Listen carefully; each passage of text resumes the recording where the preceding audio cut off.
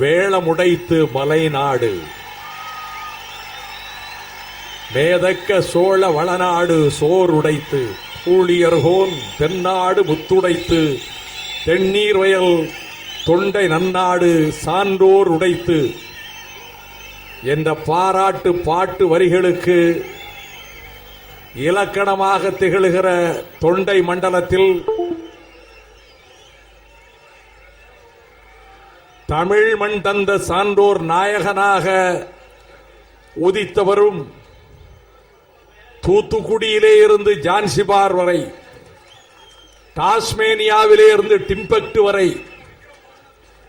இந்த உலகில் எங்கெல்லாம் தமிழர்கள் வாழுகின்றார்களோ அவர்களின் இதயங்களில் தங்க சிம்மாசனத்திலே அமர்ந்திருக்கின்ற தலைவர் என்று போற்றப்பட்ட பேரறிஞர் அண்ணா அவர்களின் 106வது பிறந்த நாள் விழா மாநாட்டு தலைவர், அண்ணாவின் இதயம் கவர்ந்த உத்தம சீரராக இம்மண்ணில் திராவிட இயக்கத்தை கண்ணன கட்டி காத்த டீரர் டி ராஜரத்னம் அவர்களினுடைய அருமை புதல்வர், மறுமலர்ச்சி திராவிட முன்னேற்ற கழகத்தின் உயர்நிலை குழு உறுப்பினர், திருவள்ளூர் மாவட்ட செயலாளர், ஆருயிர் சகோதரர் DRR செங்குட்டுவன் அவர்களே,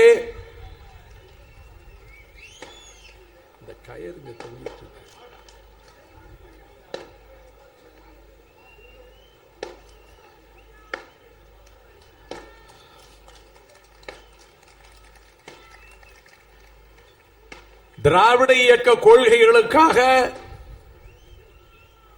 அண்ணாவின் லட்சியங்களுக்காக தன்னை அர்ப்பணித்துக் கொண்டிருக்கின்ற கொள்கை வேங்கை இம்மாநாட்டு திறப்பாளர், கழகத்தின் சட்டத்துறை செயலாளர், ஆருயிர் சகோதரர் வழக்கறிஞர் வீரபாண்டியன் அவர்களே, என் நெஞ்சிற்கினிய சகோதரர்களான வரவேற்புரையாற்றிய மாவட்ட கழக அவைத்தலைவர் பூவை பாபு, கழக கொடி உயர்த்திய அரசியல் ஆய்வு மைய உறுப்பினர் DC ராஜேந்திரன், அண்ணா சுடர் ஏற்றிய சட்ட திருத்த குழு செயலாளர் வழக்கறிஞர் அருணாச்சலம், அழகு தமிழில் கூர்த்த மதியோடு நிகழ்ச்சிகளை தொகுத்து தந்த மாவட்ட துணை செயலாளர் வழக்கறிஞர் ஆவடி அந்தரிதாஸ், மாநாட்டு தலைவரை முன்மொழிந்த மாவட்ட பொருளாளர் அட்கோமணி, வழிமொழிந்த பூவை சங்கர் கந்தன், நன்றி ஆற்றிய பூவை ஒன்றிய செயலாளர் தணிகாசலம் ஆகிய இனிய சகோதரர்களே, கழகத்தின் அவை தலைவர் ஆருயிர் அண்ணன் திருப்பூர் துரைசாமி அவர்களே, என் ஆருயிர் சகோதரர்களான கழகத்தின் பொருளாளர் டாக்டர் மாசிலாமணி, துணை பொதுச் செயலாளர்கள் நாசரேத் துரை, மல்லை சத்யா, துரை பாலகிருஷ்ணன், ஆட்சி மன்ற குழுவினுடைய செயலாளர் கணேசமூர்த்தி, ஆய்வு மைய செயலாளர் செந்திலதிபன், உயர்நிலை குழு உறுப்பினர்கள் இமயம் ஜெவராஜ், வழக்கறிஞர் தேவதாஸ், பங்கேற்றிருக்கக்கூடிய இந்த கழகத்தை கட்டி காக்கின்ற வைர தூண்களான மாவட்ட செயலாளர்கள், உயர்நிலை குழு, அரசியல் ஆலோசனை குழு, ஆட்சி மன்ற குழு, ஆய்வு மையம் ஆகியவற்றின் உறுப்பினர்களே, அணிகளின் அமைப்பாளர்களே,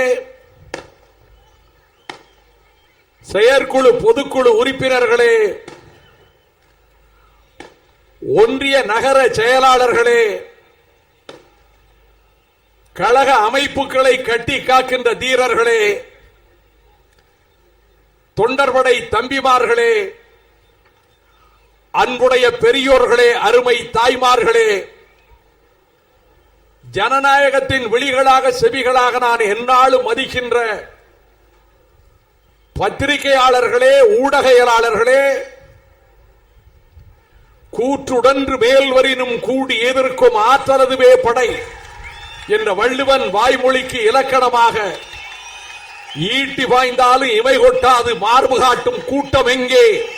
அது மறுமலர்ச்சி திராவிட முன்னேற்ற கழகத்தின் வீறு கொண்ட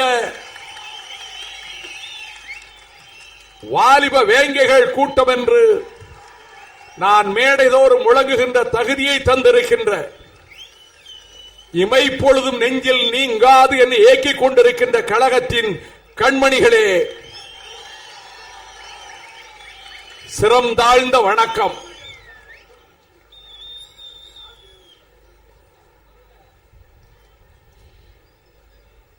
பேரறிஞர் அண்ணா அவர்களினுடைய நெஞ்சத்தில் இடம்பெற்றவராக, அண்ணாவினுடைய லட்சியங்களுக்காகவே இறுதி மூச்சு அடங்குகின்ற வரையிலே வாழ்ந்து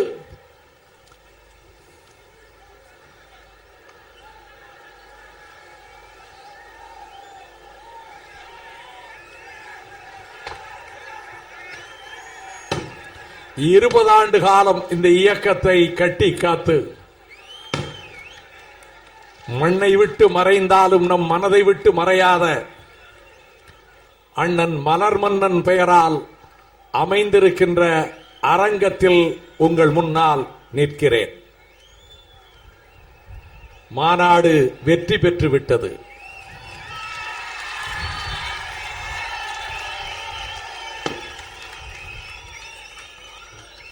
கருத்து செறிவுள்ள தீர்மானங்கள் நிறைவேற்றப்பட்டன.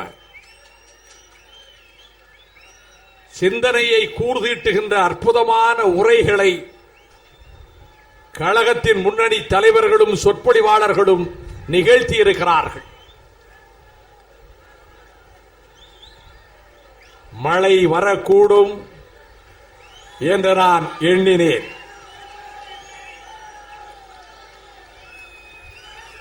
மாவட்ட செயலாளர், இந்த மாநாட்டுக்கு தலைமை தாங்குகிற என் நெஞ்சமெல்லாம் நிறைந்திருக்கின்றார் உயிர் சகோதரர் DRR செங்குட்டுவன் அவர்கள் இந்த மாநாட்டை அற்புதமாக நடத்தி காட்டிவிட்டார்.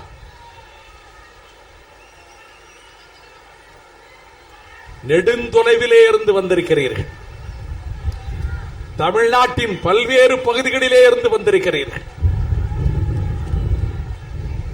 அடுக்கடுக்கான அல்லல்கள் ஆயிரம் வந்தாலும் அவற்றையெல்லாம் அலட்சியமாக உதறி எறிந்துவிட்டு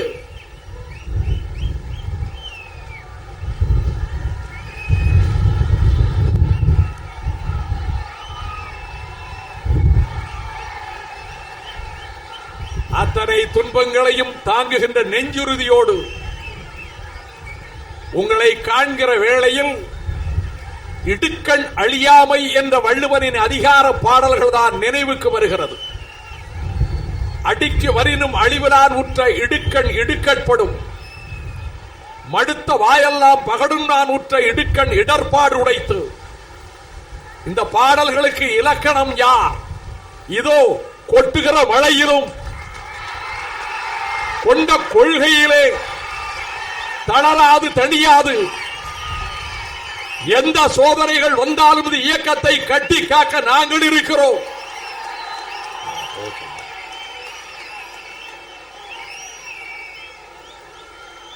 என்று இங்கே திரண்டிருக்கின்ற உங்களைத்தான் நான் பார்க்கிறேன்.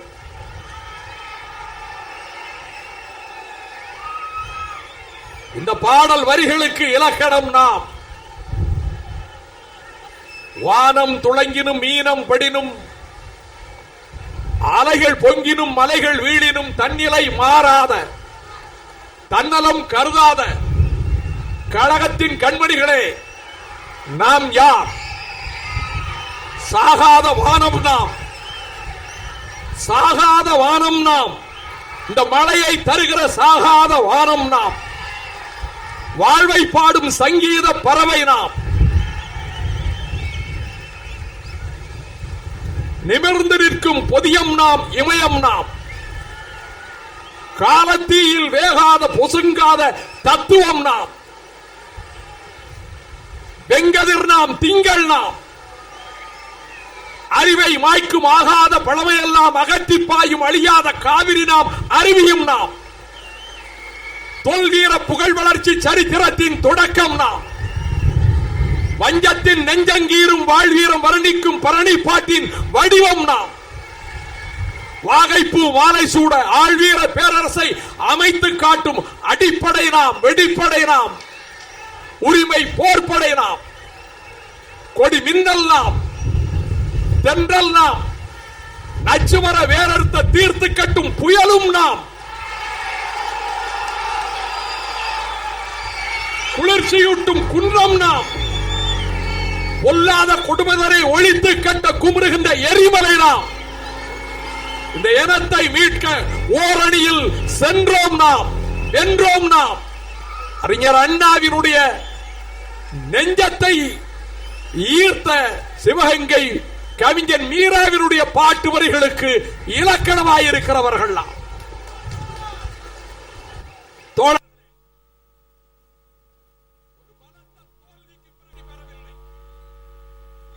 ஆனால் இங்கே வருகை தந்திருக்கக்கூடிய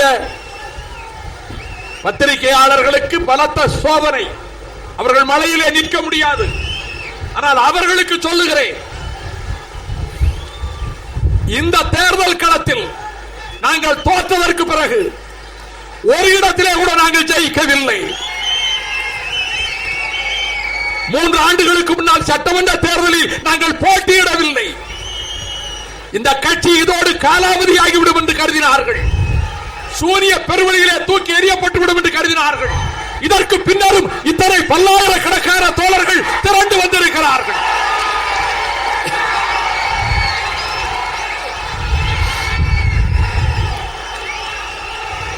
இது திரட்டப்பட்ட கூட்டம் அல்ல. குவார்ட்டரும் பிரியாணியும் கொடுத்து கூட்டி வரப்பட்ட கூட்டம் அல்ல. இது கொள்கைக்காக இருக்கிற கூட்டம், லட்சியத்துக்காக இருக்கிற கூட்டம், தாய் தமிழகத்தினுடைய உரிமைக்காக போராடுகிற கூட்டம், தரணிவாழ் தமிழர்களுடைய கண்ணீரை துடைப்பதற்கு சங்கராலம் செய்கிற கூட்டம். எங்களுக்கு தோல்வி இல்லை. நாங்கள் பிறவி போராளிகள், போராடி கொண்டிருப்போம். அதற்கு அடையாளம் தான் இந்த கூட்டம்.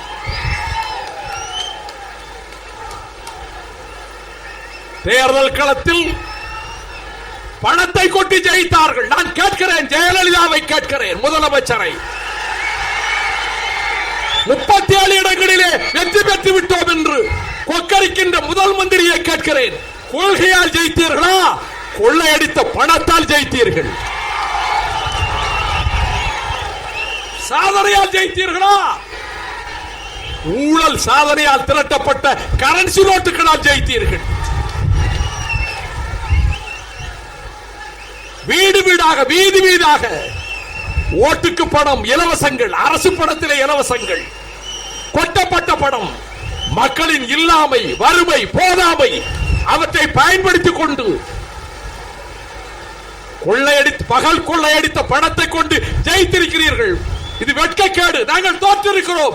நாங்கள் காசற்றவர்கள், நாங்கள் மாசற்றவர்கள். நாங்கள் தேர்தலில் தோற்றிருக்கிறோம், லட்சியத்தில் தோற்கவில்லை. தோற்க மாட்டோம், எந்த கட்டத்திலும் தோற்க மாட்டோம். ஆகவேதான் இந்த தோழர்கள் தமிழ்நாட்டினுடைய நாலாதிசைகளில் இருந்து வந்திருக்கிறார்களே, கை காசை செலவழித்து, கடன் வாங்கி செலவழித்து.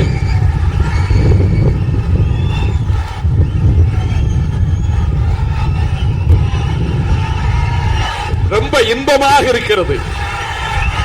ஏனென்றால் நீங்கள் மழையில் நனைந்து நான் பாதுகாப்பான கூடாரத்துக்குள் இருந்தால் எனக்கு பேச்சு வராது. ஆனால் நானும் மழையில் உங்களோடு நனைகிறேனே, மகிழ்ச்சியாக இருக்கிறது. நம்மை எந்த கட்சிக்கு இந்த துணிவு உண்டு? எந்த இயக்க தொண்டனுக்கு உண்டு?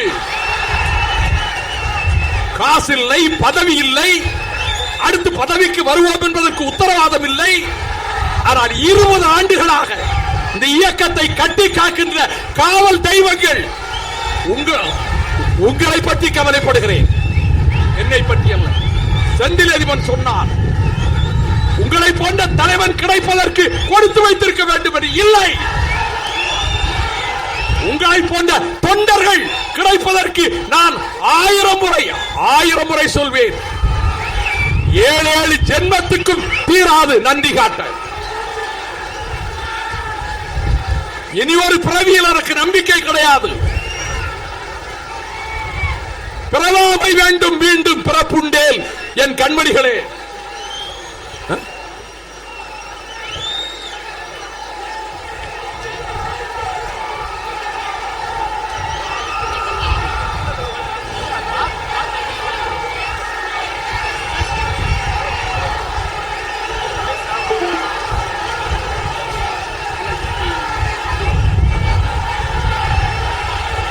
ஏதாவது ஆயிரம் நினைக்காங்களோ?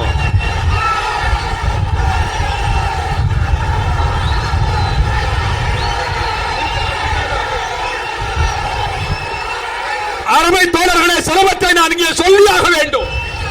விரைவிலே முடிக்கிறேன். மின் விளக்குகள் பலத்த காற்றின் காரணமாக மின்கம்பங்கள் அசைந்து கொண்டிருக்கின்றன, ஆடிக்கொண்டிருக்கின்றன. ஏதாவது விபரீதமான விபத்து ஏற்பட்டுவிடக் கூடாது என்ற கவலையில். இல்லையே, நான் கொட்டுகிற மலையில் உங்களோடு நடக்கிறவன், உங்களோடு பேசுகிறவன், சீறி வரும் புயல் காற்றிலும் மழையிலும் அலைந்து திரிந்தவன். 1200 கிலோமீட்டர் நடக்கிற பொழுது எத்தனை நாள் கொட்டுகிற மலையில் 3 மணி நேரம் 4 மணி நேரம் மலையிலே நடந்திருக்கிறோம். நான் ஒரு குடியானவன், ஒரு குடியான குடும்பத்திலே பிறந்தவன், மேடு பிடிக்க தெரிந்தவன். நான் ஒரு விவசாயி. ஆனால் ஒன்றை தெரிவிக்க விரும்புகிறேன். தேர்தல் முடிந்தது. இந்த தேர்தலில் நரேந்திர மோடி ஜெயிப்பார் என்று நான் சொன்னேன்.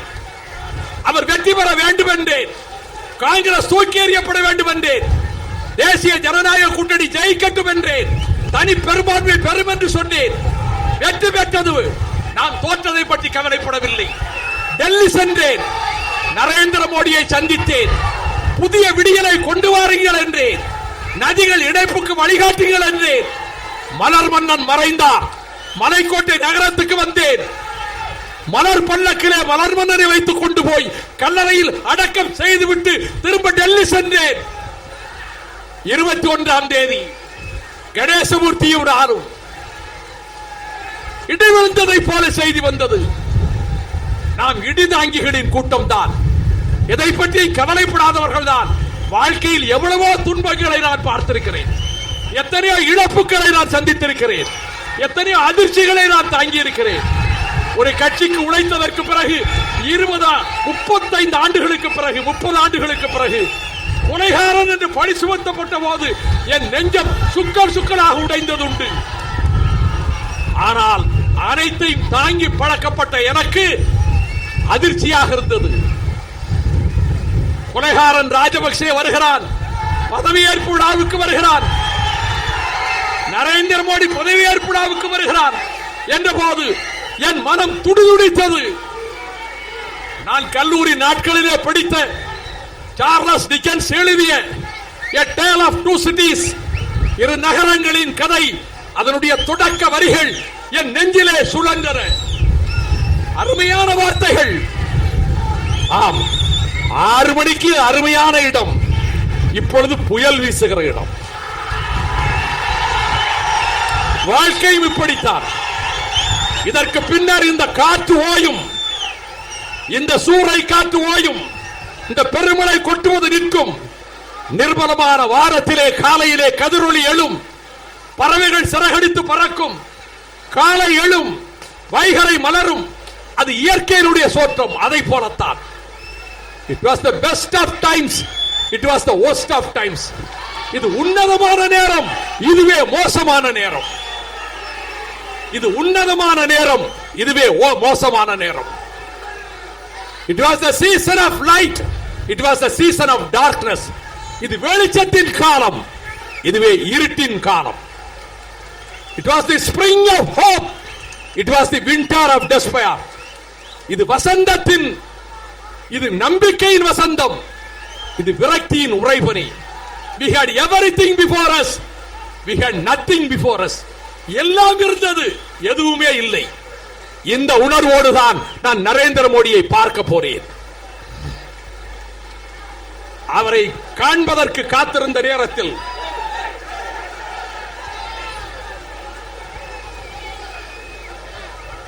கட்டுப்பாடு உள்ள ஒரு பட்டாளம் மறுமலர்ச்சி திராவிட முன்னேற்ற கழகத்தின் பட்டாளம். விட்டு அந்த தம்பி விட்டுருங்க. நம்ம தம்பிதான், நம்ம தம்பிதான். விடு, ஆர்வத்தில் புத்தகத்தை போட்டிருக்காரு. நம்ம தம்பிதான். ஆமா, பேசாம விட்டு நம்ம தம்பிதான். ஆர்வத்தில் நம்ம இயக்கத்தில் இந்த கட்டுப்பாடு வேணும். நான் இப்ப காற்று கொஞ்சம் குறைஞ்சிருக்கு, நான் பேசுவேன். என் உடல் நலத்தை பற்றித்தானே கவலைப்பட்டீர்கள். நீங்கள் இருக்கிற போது, உங்கள் கண்ணொளி இருக்கிற போது, உங்கள் அன்பு இருக்கிற போது, உங்கள் பாசம் இருக்கிற போது நான் வலுவாக இருப்பேன், ஆரோக்கியத்தோடு இருப்பேன். இன்னும் பல ஆண்டுகள் பாடுபடுவேன். இந்த நாசியில் சுவாசம் இருக்கிற வரை நான் பிறந்த பொன்னாடாகிய தமிழ்நாட்டுக்கு பாடுபடுவேன். அண்ணாவின் கொள்கைக்கு பாடுபடுவேன். பெரியாரின் சுயமரியாதையோடு பாடுபடுவேன்.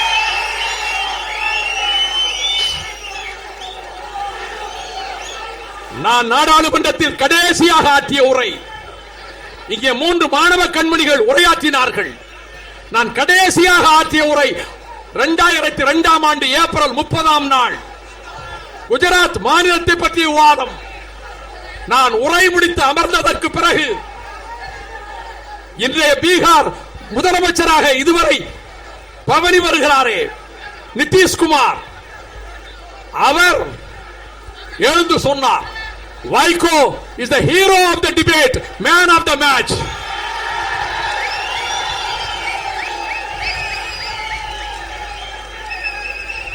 அடல் பிஹாரி வாஜ்பாய் அவர் அறையில் இருந்தவாறு பேச்சை கேட்டுக் கொண்டிருந்து விட்டு என்னை அறைக்கு அழைத்து, இப்படி ஒரு அற்புதமான உரையை நான் சமீபத்தில் கேட்டதில்லை என்று சொன்னார். காங்கிரஸ் நண்பர்களே சொன்னார்கள், விவாதம் எங்கள் தரப்புக்கு சாதகமாக இருந்தது, நீ தலைகீழாக புரட்டி போட்டு விட்டாய் என்றார்கள். அன்று இரவு 10:30 மணிக்கு என் வீட்டின் தொலைபேசி மணி ஒலித்தது. மறுமுனையில் நான் தான் நரேந்திர மோடி பேசுகிறேன், குஜராத் முதலமைச்சர் என்றார். இன்றைய விவாதத்தில் அற்புதமான உரைகளை எடுத்து வைத்த, வாதங்களை எடுத்து வைத்த உங்களுக்கு குஜராத் மாநில மக்கள் சார்பாக நான் பாராட்டும் நன்றியும் தெரிவிக்கிறேன் என்றார். நான் உள்ளே நுழைந்தவுடன் என்னோடு கணேசமூர்த்தி, நரேந்திர மோடி பக்கத்திலே அமித்ஷா பிஜேபியின் இந்திய தலைவர், அருகிலே இன்றைய நிதியமைச்சர் ராணுவ அமைச்சர் அருண் ஜேட்லி. நான் அவரிடம் சொன்னேன், ஏப்ரல் 30ஆம் தேதி 2002 12 வருடங்களுக்கு முன்னால் இரவு வேளையில் எனக்கு நன்றி தெரிவித்தீர்கள். வதோதராவினுடைய அமைதி பேரணியில் நான் பேசியதை நீங்கள் குஜராத்தி மொழியிலே மொழிபெயர்த்தீர்கள், ஞாபகம் இருக்கிறதா என்று கேட்டேன். நன்றாக நினைவிருக்கிறது என்றார். சிகரங்களை நோக்கி இந்த தேசத்தை கொண்டு செல்லுங்கள். உலக நாடுகள் எல்லாம் எதிர்பார்த்துக் கொண்டிருக்கின்றன உங்களுடைய பதவியேற்பு விழாவை. ஆனால் எங்கள் நெஞ்சில் ஈட்டியை சொருகுவதைப் போல எங்கள் மக்களை, எங்கள் பச்சிளம் பாலகர்களை, எங்கள் குழந்தைகளை, எங்கள் தாய்மார்களை ஈவு இரக்கமில்லாமல் படுகொலை செய்த கொலைகாரன் மகிந்த ராஜபக்சே உங்கள் பதவியேற்பு விழாவுக்கு வருவதா?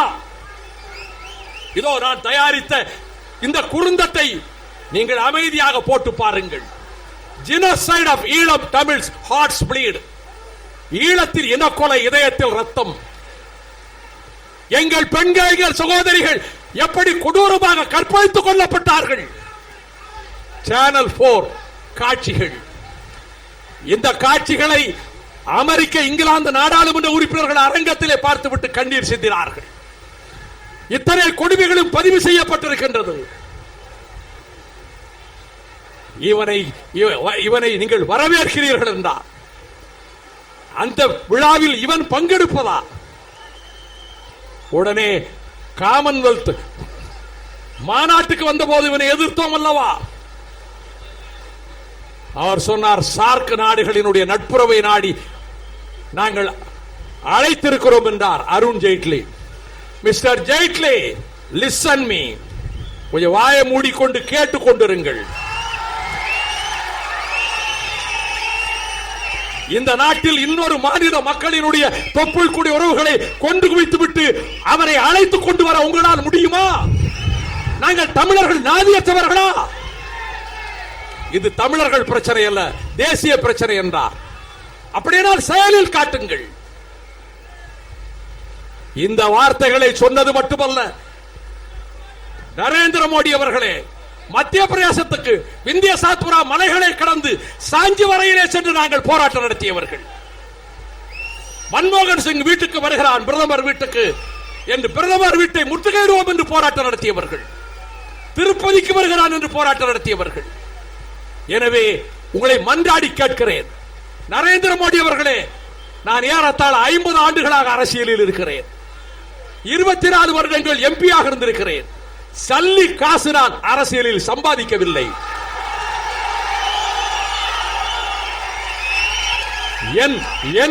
என் பலம் என்பது என்னுடைய நாணயம், என்னுடைய நேர்மை. 2 முறை மத்திய அமைச்சராக, கேபினெட் அமைச்சராக அடல் பிகாரி வாஜ்பாய் எனக்கு வாய்ப்பு கொடுத்தார். என் சகாக்கள் பதவிக்கு வரட்டும் என்று சொல்லி நான் வேண்டாம் என்று உதறிவிட்டு போனவன். மன்றாடி கேட்கிறேன், தமிழ் மக்கள் சார்பாக கேட்கிறேன், ஆளுது புலம்பும் தாய்மார்கள் சார்பாக கேட்கிறேன். அவனை இங்கே அழைத்துக் கொண்டு வந்து அங்கே சிங்களவர்கள் கொட்டமடிக்கின்ற ஒரு காட்சி, எங்கள் நெஞ்சிலே வேல் பாய்கிற இன்னொரு காட்சி. எதை தேர்ந்தெடுக்க போகிறீர்கள்? ஒரு முடிவெடுங்கள். நாங்கள் போராடுவோம், வேறு வழி இல்லாமல் போராடுவோம், அவன் வருகை எதிர்த்து போராடுவோம் என்று அறிவித்து விட்டு வந்தேன். என்னுடைய அன்புக்குரியவர்களே, சுயநலம் இருக்குமானால், ராஜ்யசபா பதவி என்கின்ற எண்ணம் எங்காவது ஒரு மூலையில் இருக்குமானால், இல்லை இந்த அரசை அனுசரித்து போனால் தான் நமக்கு ஏதாவது சலுகை கிடைக்கும் என்ற எண்ணம் இருக்குமானால், இதை எவரும் பேச முடியாது. இந்த துணிச்சல் மறுமலர்ச்சி திமுக காரனை தவிர யாருக்கும் கிடையாது.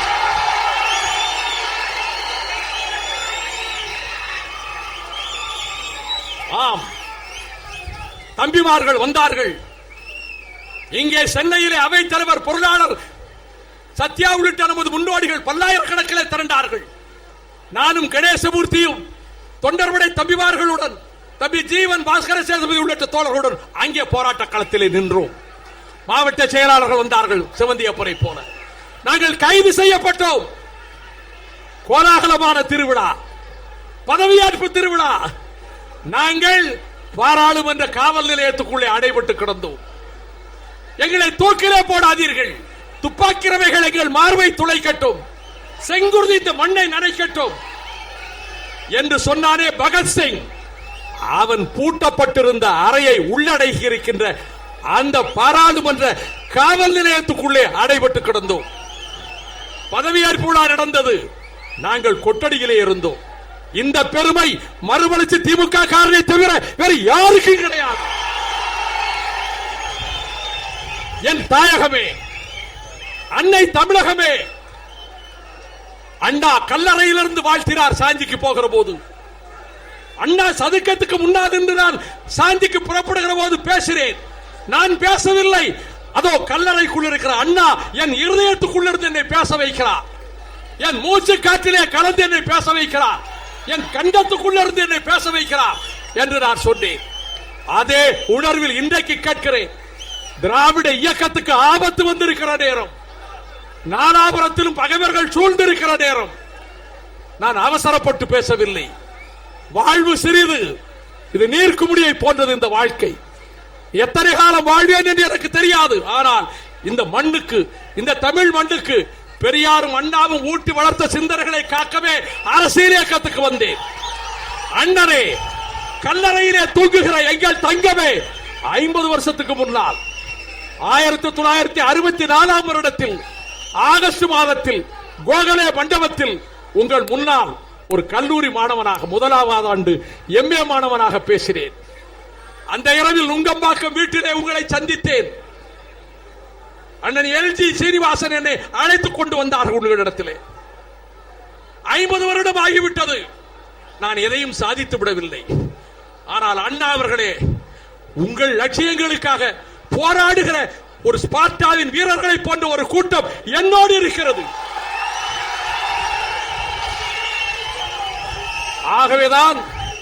ஆகவேதான் என்னுடைய அன்புக்குரியவர்களே, இந்த சோதனையான வேளையில், இந்த துன்பமான நேரத்தில் நான் தெரிவிக்க விரும்புகின்றேன். மழை பொழிகிற போது உழவன் மகிழ்வான், கார்மேகங்கள் திரளுகிற போது, மின்னல் பாய்கிற போது, நெடுவானத்திலே மின்னல்கள் பளிச்சிடுகிற போது, இடி இடிக்கிற போது, இடியோசை கேட்கிற போது, மழை கொட்டுகிற போது உழவனுடைய உள்ளம் களிப்புறும். அவன் நிலத்திலே அந்த மழை தண்ணீரை பயன்படுத்தி உழுவான். அவன் ஏர் ஊட்டி உழுவான். உழுத நிலத்திலே விதைப்பான். விதை முளையிட கண்டு மகிழ்வான். பயிர் வளர கண்டு பூரிப்பான். களை பறிப்பான், எருவிடுவான். பூச்சிகள் தாக்கிவிடாமல் பாதுகாப்பான். புதுமண பெண் தலை சாய்ந்து நிற்பதை போல கதிர்கள் குலுங்குகிற காட்சியை கண்டு புலகாங்கிதம் அடைவான். ஆனால் இரவோடு இரவாக கள்வர்கள் அதை கவர்ந்து கொண்டு போய்விட்டால், களத்து மேட்டுக்கும் களஞ்சியத்துக்கும் அந்த தானியங்கள் வராவிட்டால் அவன் உள்ளம் எப்படி வெதும்புமோ அப்படி என் தோழர்கள் விரும்பி இருக்கிறார்கள். தமிழ்நாட்டின் வாழ்வாதாரங்களுக்கு எங்களை விட போராடியவர்கள் யார்? எனக்கு எந்த தன்முனைப்பும் கிடையாது. எனக்கு எந்த பாராட்டு பத்திரமும் வேண்டும் என்று நினைப்பவன் அல்ல. அதனால் தான் இந்த மேடையில் என்னுடைய அருமை தோழர்களே, 100ஆண்டு விழா மாநாட்டை மதுரையிலே என் தம்பி, என் சகோதரர்கள் இருக்கிறார்களே, பூமிநாதன், செல்லா, மறைந்து போன தமிழ்ச்செல்வன், வீர இளவரசன், அந்த மாநாட்டுக்கு பிறகு மலர்மன்னன் நடத்திய, அண்ணன் நடராஜர் இருந்து நடத்திய மாநாடு திருச்சியிலே, அங்கு முகிலை கண்டேன், கொட்டுகிற மலையிலே கண்டேன். காஞ்சியிலே பாலவாக்க சோமு மாநாடு நடத்தி காட்டினார். நெல்லையிலே தம்பி சரவணன் முஜாமும் நடத்தி காட்டினார்கள். கரூரிலே தம்பி பழனி மணி நடத்தினார். விருதுநகரிலே கடந்த ஆண்டு ஆரம் சண்முகசுந்தர் நடத்தினார். இத்தனை மாநாடுகளிலும் நான் உங்களை கண்டேன். இன்றைக்கு இந்த மாநாட்டிலே ஆனால் நான் சொன்னேன், என் படத்தை வைக்காதீர்கள். அண்ணா படம், பெரியார் படம் மட்டும்தான் தொடக்கத்தில் இருந்தது. இடையில் தான் சில காலங்களில் இந்த என் பெயரை, என் படத்தை கொண்டு வந்து வைத்தார்கள். இனி கூடாது என்று சொன்னேன். அது பலருக்கு உடன்பாடாக இல்லாமல் இருக்கலாம். என் மனதுக்கு உடன்பாடு அல்ல. நான் என்னை எந்த இடத்திலும் பிரதானப்படுத்த வேண்டும் என்று போர்டு வைக்காது கூட சொன்ன, அது கூட எனக்கு ரொம்ப மேல கோபம். உங்க படத்தை போர்டு வைக்க கூடாதுன்னு சொன்னது கூட கோபம். இப்பொழுது நான் கண்டிக்க முடியல. இந்த மேடையில் பெரியார் இருக்கிறார், அண்ணா இருக்கிறார். அவர்கள் உயிரோடு தான் இருக்கிறார்கள், எங்கள் உணர்வுகளிலே இருக்கிறார்.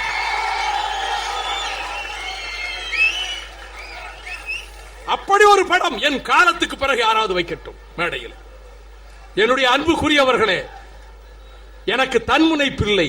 ஆனால் முதலமைச்சரை கேட்கிறேன், முல்லை பெரியாருக்கு உங்களுக்கு பாராட்டு கூட்டம்.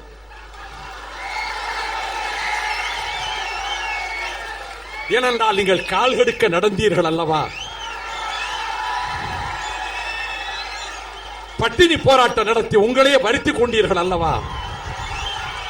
உங்கள் கட்சிக்கு பெரும் கூட்டம் இருக்கிறது, வாக்கு வங்கி இருக்கிறது, அசுர பலம் இருக்கிறது, பணம் இருக்கிறது, அமைப்பு இருக்கிறது. ரதகஜ துரக பதாதிகள் நீட்டிய பக்கத்திலே பாய்கின்ற அத்தனை பேரும் இருக்கிறார்கள். ஒரு போராட்டம் நடத்தியது உண்டா நீங்கள் முல்லை பெரியாருக்கு? 100 கோடி ரூபாய் செலவிலே உங்களுக்கு பாராட்டு கூட்டம் தாராளமாக நடத்துங்கள், அது உங்கள் உரிமை. ஆனால் அந்த முல்லை பெரியாரை காக்க தங்கள் உயிர்களை தீக்கிரையாக்கி கொண்டார்களே 3 மாவீரர்கள், ஜெயபிரகாஷ் நாராயணன், ராமமூர்த்தி இடிமலை சேகர், பேரையாவது உச்சரித்தது உண்டா அந்த மேடையில் எங்களாவது? எனக்கு பாராட்டு தேவையில்லை. உண்ணாவிரதம் இருந்தோம், ஊர் ஊராக நடந்தோம், மறியல் நடத்தினோம், பேரணி நடத்தினோம், பட்டினி போராட்டம் நடத்தினோம். 678 ஊர்களுக்கு கம்பம் அப்பாஸ் அழைத்துக் கொண்டு ஊர் ஊராக சென்று மக்களை திரட்டினேன். தலைக்கு மேலே கத்தி தொங்குகிறது. விழித்து எழுங்கள், தெற்கு சீமை அழிந்துவிடும், முல்லை பெரியார் பென்னிக்குயிக் அணை உடைந்துவிடும், வெடிவைத்து தகர்க்க திட்டமிட்டு விட்டார் என்று லட்சக்கணக்கானவர்களை திரட்டுவதற்கு காரணமாக இருந்தவன் வைகோ என்பதை அந்த பசிய வயல்கள் சொல்லும், அந்த வயல் வெளிகள் சொல்லும், உயர்ந்தோங்கிய விருட்சங்கள் சொல்லும், பாண்டிய மண்டலத்து சாலைகள் சொல்லும். வைகோ உழைத்தான், பாடுபட்டான் என்று. அவன் தன் மேனிக்கு பெட்ரோலிலே ஊற்றி நெருப்பு வைத்துக் கொண்டானே, ஜவஹர்லால் நேருவனுடைய சிலை பீடத்தின் மீது ஏறி நின்று அவன் உடல் கருகி மருத்துவமனையில் கிடந்த போது நான் போய் பார்த்தேன். தம்பி, உன்னை அழித்துக் கொள்ளலாமா என்றேன். நான் வாழ்ந்து என்ன பயன் என்றான். அடுத்தவன் கேட்டான், உங்கள் தொடர்பு ஒரு தாளை எடுத்து எழுதி உங்கள் தொலைபேசி எண்ணை தர முடியுமா? வருகிற பொங்கலுக்கு உங்கள் கலிங்கப்பட்டி ஊருக்கு வருகிறேன் என்று சொன்னான். நானே அழைத்துக் கொண்டு போகிறேன் என்றேன். ஸ்டெர்லைட் வழக்குக்கு நானும் தேவதாசும் நடுராத்திரியில் விமான நிலையத்தில் போய் இறங்குகிறோம். டெல்லியில் ஜெயபிரகாஷ் நாராயணன் இறந்து விட்டான். அங்கிருந்து விரைந்து வந்தேன். அவன் மேனியை தூக்கி கொண்டு போய் சுடுகாட்டிலே வைத்தோம். அந்த ஜெயபிரகாஷ் நாராயணன் தேனி உண்ணாவிரத மேடையில் எனக்கு எழுதி கொடுத்தான். தமிழரின் தற்காப்பு கேடயமே, இது அவன் வார்த்தைகள். தற்காப்பு கேடயமே, சொல்லிலும் செயலிலும் நேர்கொண்ட பெரியாரே, முல்லை பெரியாரை முறை செய்ய கர்ஜிக்கும் எங்கள் தென்னாட்டு சிங்கமே. அது முதலமைச்சருக்கு கொடுத்த பாராட்டு பத்திரத்தை விட 1000 மடங்கு உயர்ந்தது. நாங்கள் இந்த மண்ணுக்காக பாடுபடுகிறோம், இந்த மக்களுக்காக பாடுபடுகிறோம். அதை போலத்தான் ஸ்டெர்லைட் ஆலை தெற்கு சீமையை அழித்துவிடும், தூத்துக்குடி மண்டலத்தை அழித்துவிடும், மீனவர் வாழ்வை புசுக்கும், விவசாயிகள் வாழ்வை முடிக்கும் என்று போராடினவே 17 ஆண்டுகள். அந்த ஸ்டெர்லைட் ஆலையை கொண்டு வந்ததே முதலமைச்சர் அவர்களே நீங்கள் தானே. குற்றஞ்சாட்டுகிறேன். கோவா அடித்து விரட்டிய பிறகு, மராட்டியம் உடைத்துணருக்கு வெளியேற்றியதற்கு பிறகு 7 நாட்களிலே லைசன்ஸ் கொடுத்து, எந்த அடிப்படையிலே லைசன்ஸ்? வேதாந்தா குழுமத்துக்காரனுக்கு, அனில் அகர்வால் கம்பெனிக்கு எந்த அடிப்படையிலே நீங்கள் 7 நாட்களில் லைசன்ஸ் கொடுத்தீர்கள்? சரத்பவார் அரசு அடித்து விரட்டிய நாசகார நச்சாலையை தூத்துக்குடியிலே கொண்டு வந்து வைத்தீர்கள். ஒரு நாள் 2 நாள் அல்ல, 17 ஆண்டுகள் போராடி இருக்கிறோம். எத்தனை முற்றுகை போராட்டம், எத்தனை நடைபயணம், எத்தனை பட்டினி போராட்டம். அதன் பிறகு உயர்நீதிமன்றத்தில் நானே வழக்காடினேன். செப்டம்பர் 28 2010 ஆலையை மூடி என்று உத்தரவை பெற்றேன். ஆலை நிர்வாகம் சுப்ரீம் கோர்ட்டுக்கு போனது. 35 அமர்வுகளுக்கு நானும் தேவதாசும் சென்றோம். எங்களுடைய படத்திலே நான் கேட்கிறேன், ஜெயலலிதா அரசை கேட்கிறேன், ஸ்டெர்லைட் ஆலையால் எந்த பாதிப்பும் கிடையாது சுற்றுச்சூழலுக்கு என்று பிரமாண வாக்குமூலம் தரவில்லை உங்கள் சர்க்கார். அதனால் தான் கேடு வந்தது. எந்த பிரச்சனையிலும் தகுதித்தம் செய்யக்கூடியதிலே கைதேர்ந்தவர்கள் நீங்கள். மக்கள் கொதித்தெழுந்து விட்டார்கள். தூத்துக்குடி வட்டாரத்திலே சுப்ரீம் கோர்ட் மூட போகிறது என்று கருதி கொண்டு நீங்கள் மூட சொன்னீர்கள். 3 தமிழர்களினுடைய கழுத்தை முறிக்க இருந்தது தூக்கு கயிறு. நான் அதை சொல்ல வேண்டியதில்லை. மறைந்த பெரியார் தாசன் சொன்னார், அப்துல்லா பெரியார் தாசன் சொன்னார். 9ஆம் தேதி தூக்கு. ஒரு நீதிபதி சொன்னாராம் அண்மையில், நான் பெயரை குறிப்பிடுவர், உயர் நீதிமன்ற நீதிபதி, வைகோ என்ற ஒரு மனிதன் இல்லாவிடில் 3 பேர் உயிரும் முடிக்கப்பட்டு இருக்கும் என்று.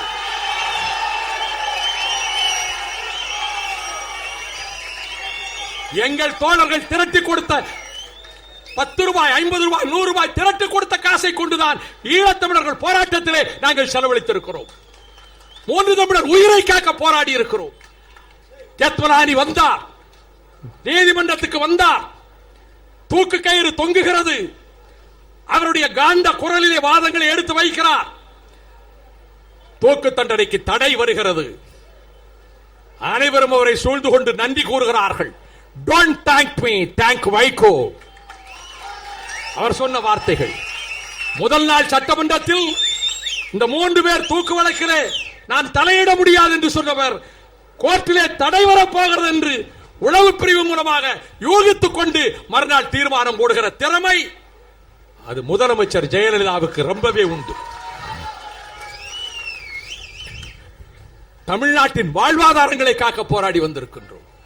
தமிழகத்தில் மட்டுமல்ல, ஈழத்தமிழர்களுக்கு மட்டுமல்ல, உலகத்தின் எந்த கடைகோடியிலே தமிழருக்கு துன்பம் என்றாலும் அவன் தேடுகிற இடம் தாயகம்தான். அவன் தேடுகிற தொலைபேசி எண் இந்த எளியவன் வைகோவின் தொலைபேசி எண்ணத்தான். கிராண்ட் கேமன் தீவில் 2004 ஆண்டு செப்டம்பர் 22ஆம் தேதி புயலும் மழையும் அடித்து அந்த தீவிலே 500க்கு மேற்பட்ட தமிழர்கள் உயிருக்கு போராடி காஷ்மீரத்திலே சிக்கி தவிப்பதை போல தவித்த போது அங்கிருந்து ஒரு தொலைபேசி. வாஷிங்டனிலே இருந்தார் பிரதமர் டாக்டர் மன்மோகன் சிங். அவரிடத்திலே பேசுகிறேன், உடனடியாக நடவடிக்கை எடுங்கள். 500 தமிழர்கள் கிராண்ட் கேமன் தீவிலே உயிருக்கு போராடி கொண்டிருக்கிறார்கள் என்று. அடுத்த 24 மணி நேரத்திலே அங்கே வான உலங்கு ஊர்திகள் சென்றன, கப்பல்கள் சென்றன, மீட்டுக் கொண்டு வரப்பட்டார்கள். துபாயிலே மரண தண்டனை விதிக்கப்பட்ட பால் ஜார்ஜ் நாடாரை இந்த எளியவன் காப்பாற்றிக் கொண்டு வந்து இன்றைக்கு கன்னியாகுமரி மாவட்டத்திலே உலவிக் கொண்டிருக்கிறார். மலேசியாவிலே தூக்கு தண்டனைக்கு போக இருந்த 12 இளைஞர்களை சிறையிலிருந்து மீட்டுக் கொண்டு வந்து கொடுத்தோம். இது தமிழர்கள் எங்கே துன்பப்பட்டாலும் அவர்களுக்காக போராடும். இன்றைக்கு தமிழ்நாட்டினுடைய நிலைமை என்ன? பாதுகாப்பு கிடையாது. முதலமைச்சர் ராஜ்யத்தில் கொலை, கொள்ளை, கற்பழிப்புக்கு பஞ்சமே கிடையாது. நான் சொல்லவில்லை, குற்றங்களின் எண்ணிக்கையை பட்டியலிடுகின்ற ஆவணம் சொல்லுகிறது. 2011ஆம் ஆண்டில் நடைபெற்ற கொடூரமான கொலைகள் எத்தனை? 1747. ஒரு வருடம் கழிந்து 2012 குறைந்ததா ஜெயலலிதா ஆட்சியில்? அது 1806 உயர்ந்தது. மேலும் வருடம் ஓடியது 2013, குற்றங்கள் குறைந்ததா? அது 1906 உயர்ந்தது. இது புள்ளிவரம். இதற்கு பதில் என்ன? உங்கள் அரசாங்கத்தில், உங்கள் துறைத்தனத்தில், உங்கள் கொற்றத்தில் இத்தனை படுகொலைகள், பெண்களுக்கு எதிராக நடைபெறுவது பெண்ணின் ஆட்சி, பெண்களுக்கு எதிரான வன்முறை சம்பவங்கள். 2011 677 சம்பவங்கள். ஓராண்டு கழிந்தது 2012 737 சம்பவங்கள். மேலும் ஓராண்டு கழிந்தது 2013 778 சம்பவங்கள்.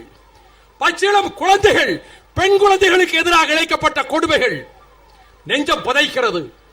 2011 484 சம்பவங்கள். ஜெயலலிதா ஆட்சியில் 12 மாதங்கள் ஓடி மறைந்தன. 2012 578 சம்பவங்கள். மேலும் ஓராண்டு கழிந்தது 748 சம்பவங்கள். யாருக்கு பாதுகாப்பு இருக்கிறது? 3 நாட்களுக்கு முன்னால் மதுரையில் கல்லூரி வாயிலுக்கு வெளியே வருகிறார்கள் 2 மாணவிகள். அதில் ஒரு பெண் மீனா, அவள் தந்தை இறந்து 20 நாட்கள் ஆகின்றது. இந்த 2 இளம் தளிர்கள் மீது அக்கினி திராவகம் வீசப்படுகிறது. முகம் கருகி, உடல் கருகி கீழே விழுந்து துடிக்கிறார்கள். யாருடைய ஆட்சியிலே? ஜெயலலிதா ஆட்சியிலே. புள்ளிவிவரம் தெரிவிக்கிறது இந்து பத்திரிகை.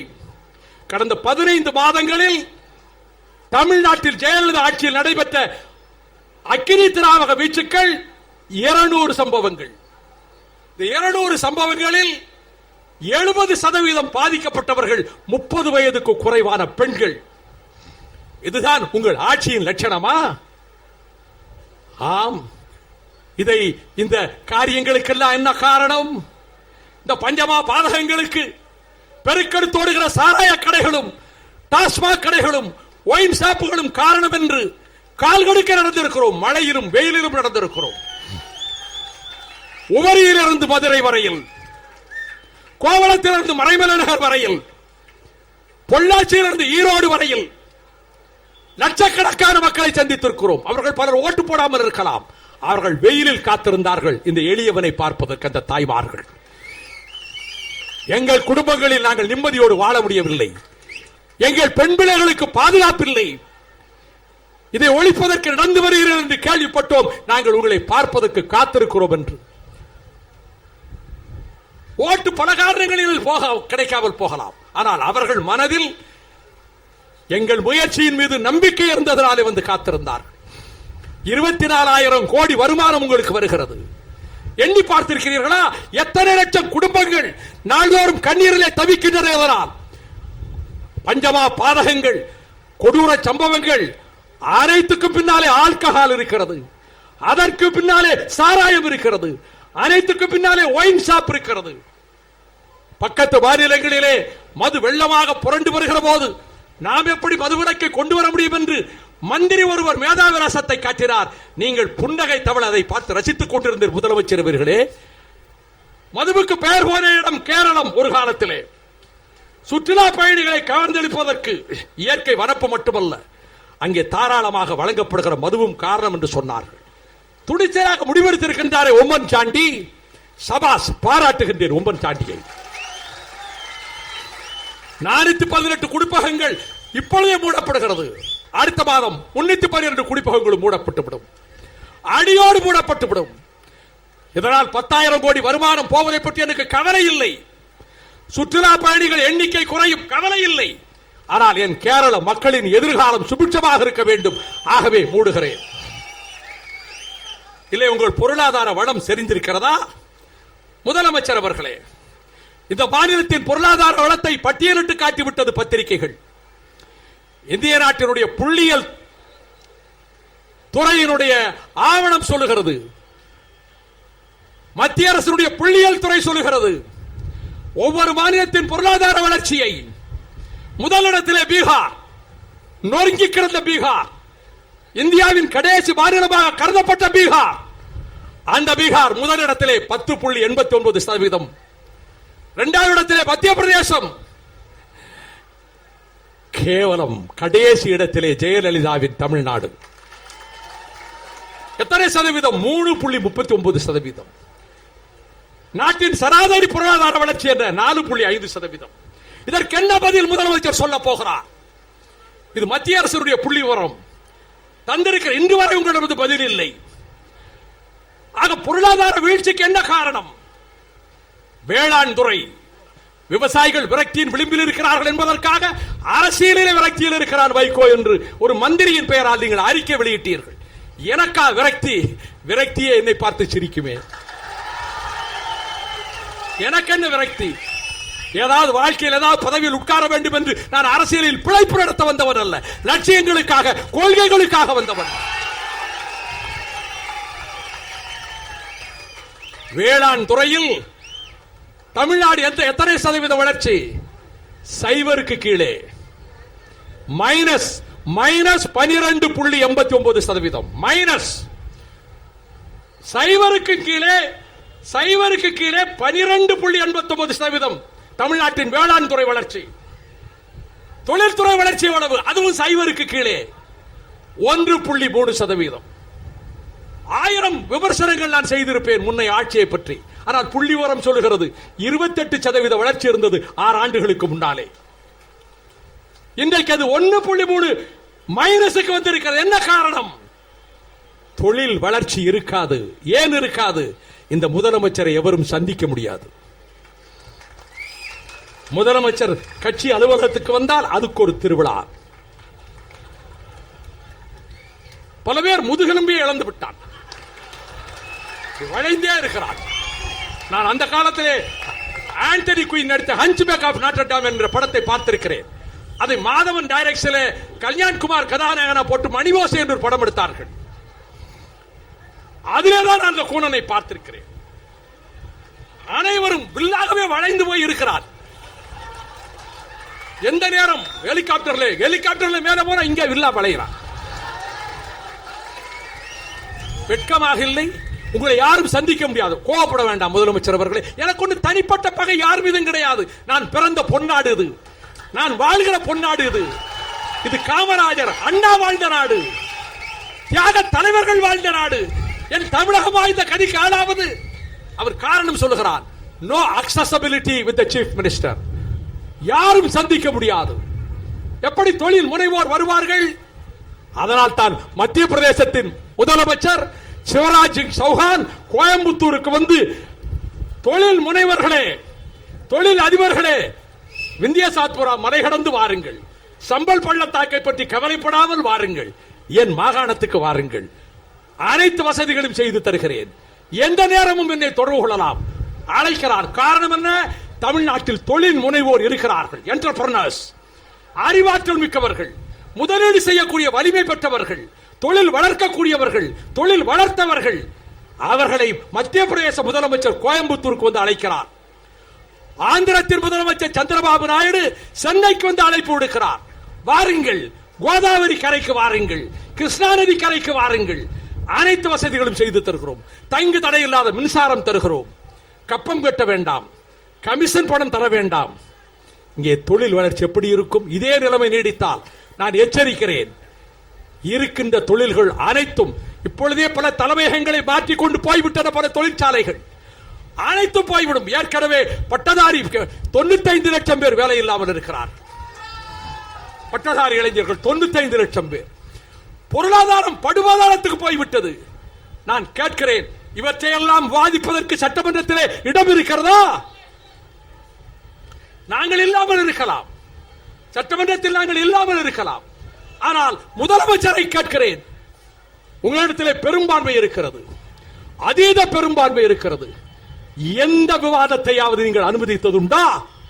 சட்டமன்றத்தில் உங்களுக்கு பல்லாண்டு பாடுகிற பஜனை கூடமாக சட்டசபை ஆக்கிவிட்டீர்கள். அதனுடைய விளைவு என்ன? சட்டமன்றத்தில் இருந்து எதிர்கட்சியினர் அனைவரும் திமுகவா, தேமுதிகவா, கம்யூனிஸ்டுகளா அடுத்து விரட்டப்படுவார்கள், தூக்கி எறியப்படுவார்கள். அவர்களின் மீது அர்ச்சனை நடந்து கொண்டே இருக்கும். சபையில் இல்லாதவர்களை பற்றிய அர்ச்சனை. அதற்கு குத்தல் மொழிகளோடு ஏளன பாடல்கள், மந்திரிகள் பாடல்கள் பாடுவது, முதலமைச்சர் ரசிப்பது. இது அண்ணா இருந்த சட்டசபை, காமராஜர் முதலமைச்சராக இருந்து நடத்திய சட்டசபை. அண்ணா சட்டமன்றத்தில் எத்தகைய பண்பாட்டை காப்பாற்றினார்?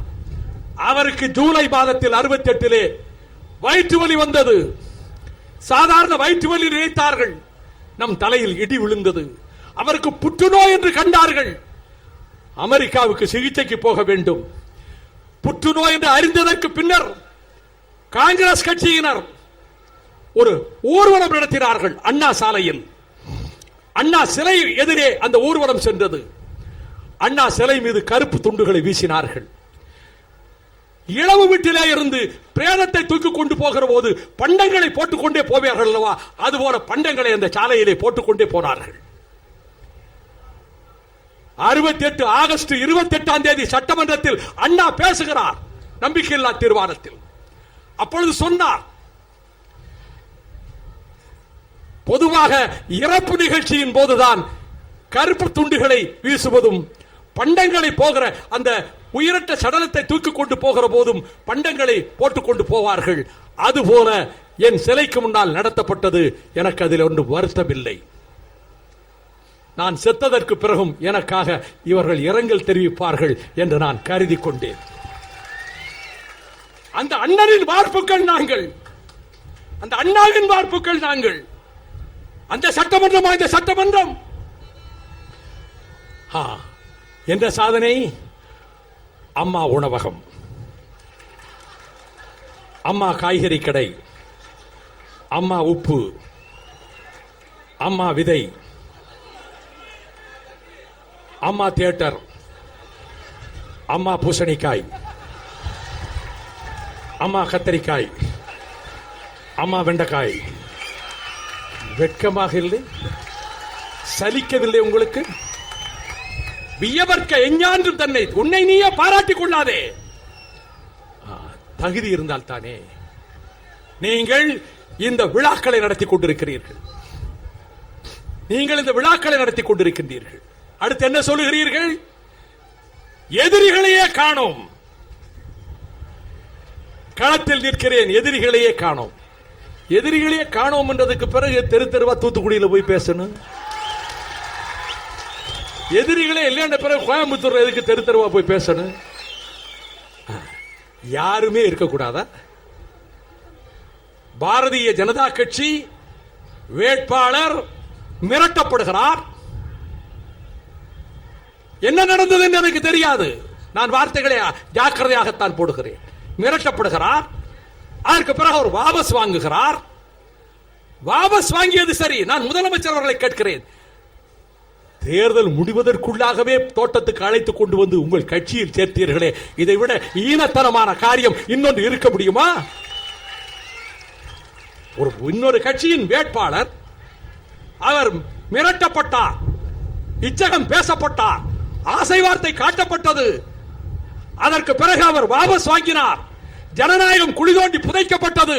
தமிழிசை சவுந்தரராஜன் அறிக்கை விடுகிறார். அதற்கு பிறகு அவர் அழைத்துக் கொண்டு வந்து உங்கள் கட்சியில் சேர்க்கிறீர்களே, ஒரு 10 நாள் பொறுக்க கூடாதா? இது பண்பாடுதானா? பத்திரிகையாளர்கள் மூலமாக கேட்கிறேன். இதுவா அரசியல் நாகரீகம்? எதிர்ப்பதற்கு யாரும் இருக்கக்கூடாதா? கணேசமூர்த்தி கேட்டார். போட்டி போடவே கூடாதா? யாருமே இல்லை, எதிரிகளே இல்லை. உச்சத்திலே இருக்கிறீர்கள் அம்மையாரே, வெற்றியின் உச்சத்திலே சிகரத்தில் இருக்கிறீர்கள். நுனிக்கொம்பர் ஏறினார் அகுதிரந்தூக்கின் உயிர்கிருதி ஆகிவிடும்.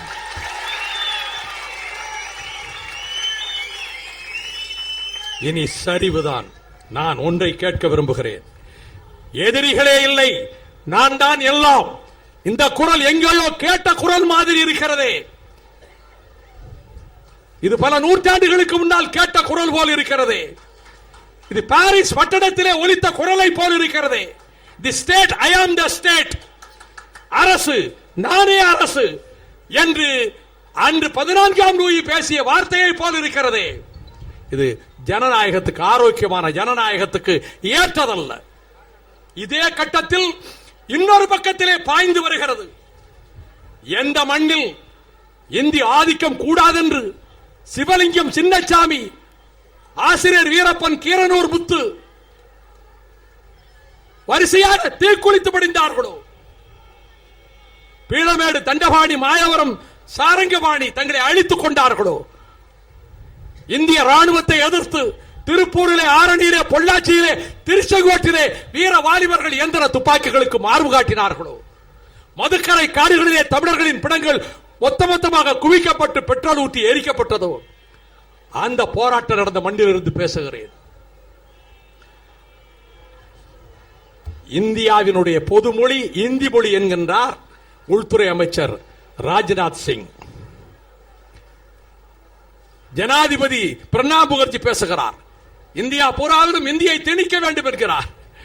ஜனாதிபதி அவர்களே, உங்கள் மாநிலத்தைச் சேர்ந்த மொழியியல் அறிஞர் தான் ஆட்சி மொழி சம்பந்தப்பட்ட அந்த வாதம் வருகிற பொழுது எதிர்ப்பை காட்டினார். திட்டமிட்டு செய்கிறீர்களா? நான் ராஜ்நாத் சிங் அவர்களை கேட்டுக்கொள்கிறேன். இந்தி பொதுமொழி இந்தியாவுக்கு என்பது என்றைக்கும் ஏற்றுக்கொண்டதில்லை. நாங்கள் அரசியல் நிர்ணய சபையில் இந்தியை தேசிய மொழியாக்க வேண்டும் என்று சொன்னபோது எங்கள் கண்ணியத்துக்குரிய காயிதே மில்லத் கர்ஜித்தார். தமிழ்தான் அது மொழிக்குரிய தகுதியை பெற்றது என்று. தேசிய பொதுமொழி கிடையாது. உத்தரப்பிரதேசத்தோடு அடங்கிவிடவில்லை ராஜ்நாத் சிங் அவர்களே. இந்தியா பீகாரோடு அடங்கிவிடவில்லை, மத்திய பிரதேசத்தோடு முடங்கிவிடவில்லை, உங்கள் ஹிந்தி ஹார்ட்லேண்டோடு முடிந்துவிடவில்லை.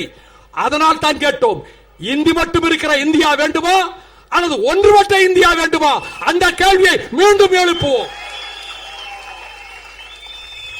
அண்ணா நாடாளுமன்ற மாநிலங்களவையில் சொன்னார், என் முன்னோர்கள் எந்த மொழியில் பேசினார்களோ, என் கவிஞர்கள் எந்த மொழியில் இலக்கியங்களை யாத்து தந்தார்களோ, ஆழம் காண முடியாத பொருட்செறிவுள்ள இலக்கிய பொக்கிஷங்கள் எந்த மொழியிலே அடங்கி கிடக்கின்றனவோ அந்த மொழியாக என் தாய்மொழி இந்த நாட்டின் ஆட்சி மொழியாக வேண்டும் என்று அவர் குறிப்பிட்டார். அதைத்தான் இங்கே செந்திலதிபன் கூறினார். 8வது அட்டவணையினுடைய அனைத்து மொழிகளும் ஆட்சி மொழிகளாகட்டும். இந்தி பொதுமொழி என்பது ஏற்க முடியாது. இன்றைக்கு பொதுத்துறை நிறுவனங்களிலே இந்தி, ரயில்வே துறையிலே இந்தி, காப்பீட்டு துறையிலே இந்தி.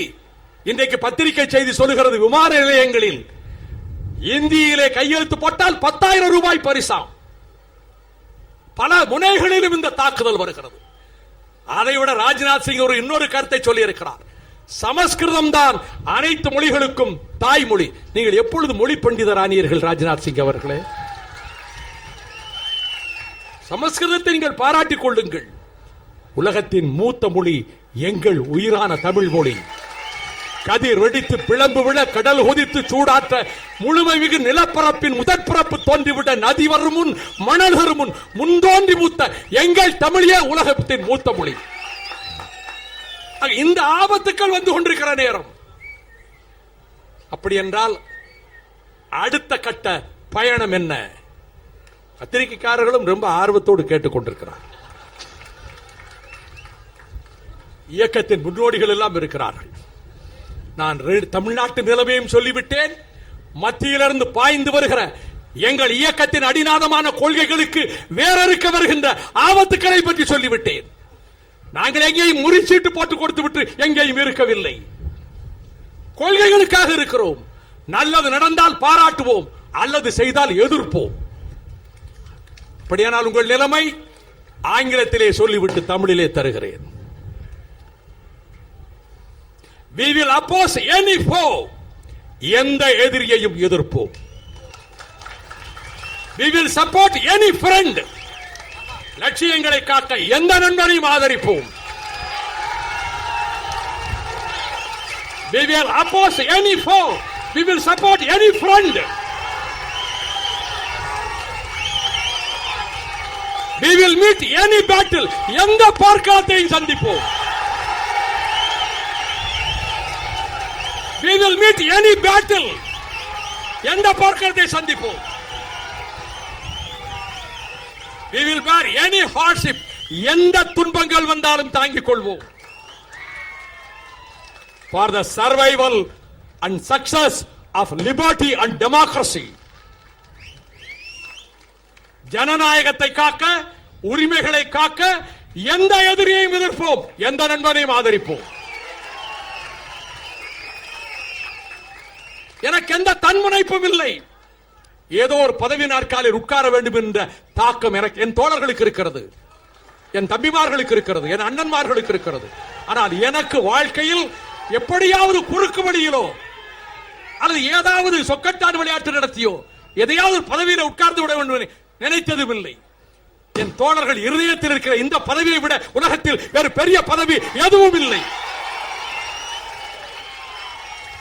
பணங்காசு இல்லாதவர்கள், பசி நிறைந்தவர்கள், துன்பப்பட்டவர்கள், இவர்கள் செல்வ சீமான்கள் அல்ல, கோடீஸ்வரர்கள் அல்ல, லட்சாதிபதிகள் அல்ல. ஆனால் கன்னியாகுமரி கடற்கரையோரத்திலிருந்து திருத்தணி மலையடிவாரம் வரையில் வந்திருக்கக்கூடிய தோழர்கள், இன்னும் வர வசதியற்ற தோழர்கள், இவர்கள் இருக்கிற இது போதும். கூலிப்பட்டாளம் 10 லட்சம் பேரை விட 10,000 வீரர்கள் இருந்தால் எந்த படையும் ஜெயிக்கலாம். அந்த படை நம்மிடம் இருக்கிறது. எந்த தன்முனைப்பும் இல்லை. ஆனால் ஒரு பெரிய பயங்கரமான இருள் சூழ்ந்து வருகிறது தமிழ்நாட்டை. ஒரு எதேச்சாதிகார இருள் சூழ்ந்து வருகிறது. ஒரு அறிவிக்கப்படாத நெருக்கடிகளை சூழ்ந்து வருகிறது. அது பல வழிகளிலே கவர்ந்து வருகிறது. கொட்டப்படுகிற பணம், அதனால் கிடைக்கிற விளம்பரம், அதனால் வாயை மூடி கிடக்க வேண்டிய ஏடுகள், பத்திரிகைகள், ஊடகங்கள், கொட்டப்படுகிற பணம், கரன்சி நோட்டு கட்டுக்கள், அவிழ்த்து விடப்படுகிற இலவசங்கள், இதனால் வாக்குகளை விலைக்கு வாங்குகிறார்கள். இத்தனை 37 இடங்களை ஜெயித்து விட்டோம் என்று சொல்கிறீர்களே, கோயம்புத்தூரிலே கவுண்டம்பாளையத்தில் போய் ஓட்டுக்கு 2000 கொடுக்க வேண்டிய அவசியம் என்ன? நாம் பணம் கொடுக்கலாமே, ரோகையா கேட்டார். அது ஈன பிழைப்பு அல்லவா? தப்பா நினைக்காதீங்க. நாம் கடைசி வரை இறுதி வரை நாம் இந்த லட்சியத்தை பேசுகின்ற தகுதி உள்ளவர்களாகவே அரசியலில் இருப்போம், நேர்மையாகவே இருப்போம். காலம் மாறும், நிச்சயமாக மாறும், எந்த நிலைமையும் மாறும், மாறித்தான் ஆக வேண்டும். ஆகவே ஜனநாயகத்தை காப்பதற்கு அக்கறை உள்ளவர்கள் ஒரு சேர எழ வேண்டிய காலம் வரலாம். எனக்கு எந்த இடம் என்று நான் எங்கேயும் பார்க்கவில்லை.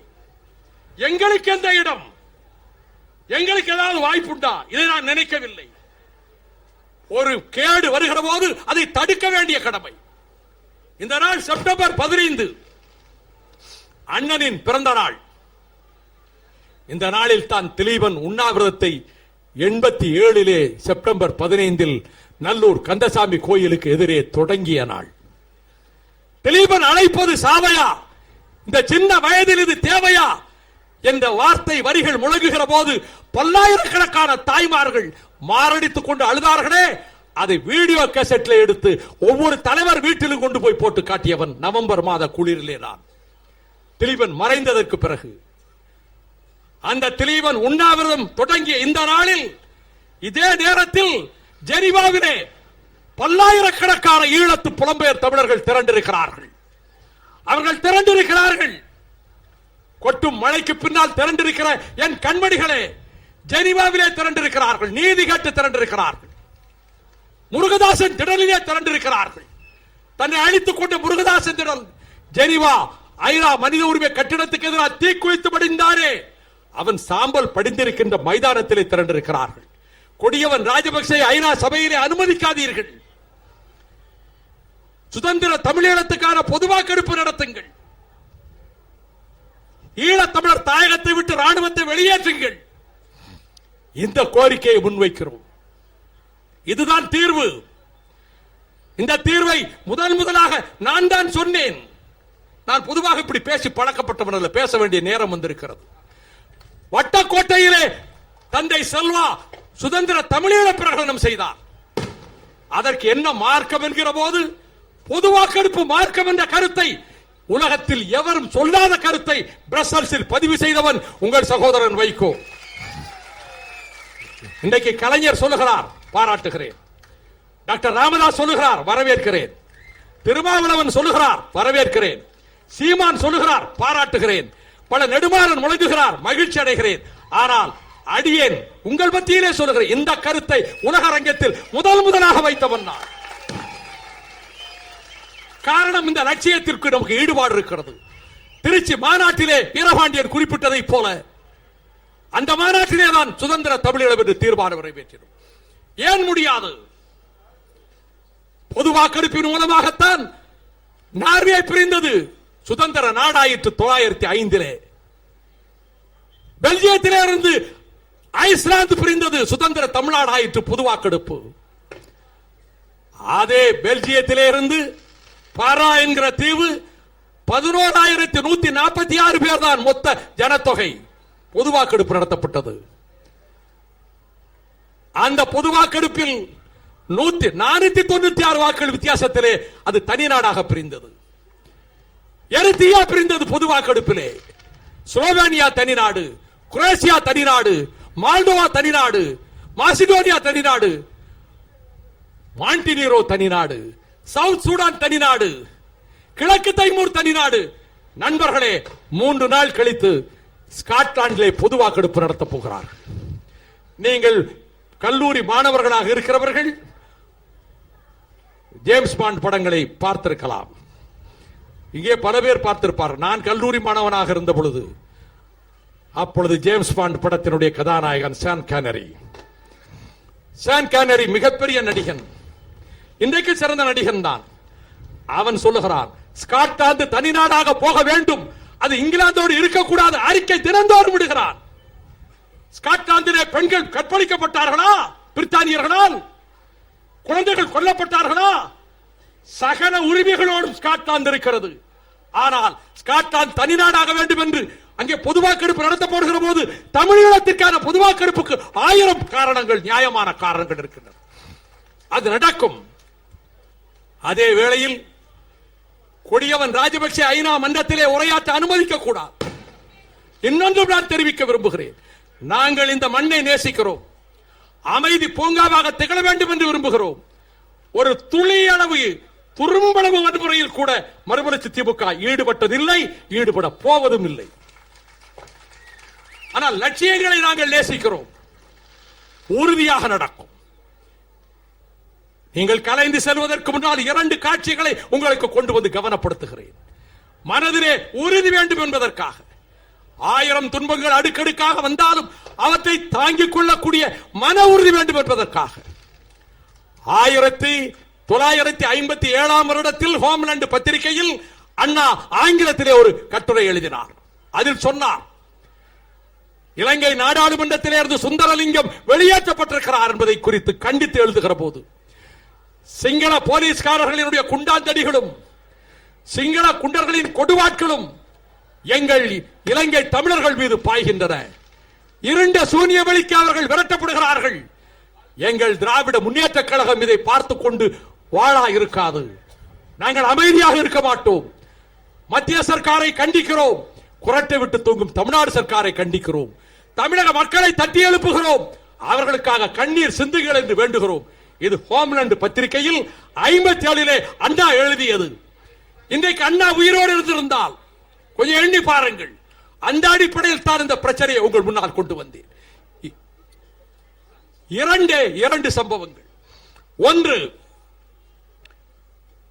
வீரம் செறிந்த சிவகங்கை மாவட்டம். வீரத்தாய் வேலுநாச்சியாரினுடைய நாட்டிய நாடகத்தை ஏன் அரங்கேற்றினோம்? இந்த மான உணர்ச்சி தமிழகத்திலே எந்த முஸ்லீம் என்ற வேற்றுமை இல்லாமல், ஒடுக்கப்பட்டவர் பிற்படுத்தப்பட்டவர் என்ற பேதமை இல்லாமல் அனைவரும் சேர்ந்து வாழேந்தினார்களே. குயிலி தியாகம் செய்தாலே, உடையால் தியாகம் செய்தாலே, ஹைதர் அலி ஆயுதம் தந்தாரே. இதை மக்களிடத்திலே உருவாக்குவதற்காகத்தான் அந்த நாடகத்தை தமிழ்நாடு பூராவிலும் நடத்தி காட்டினோம். அமெரிக்காவுக்கும் அனுப்பி வைத்தோம்.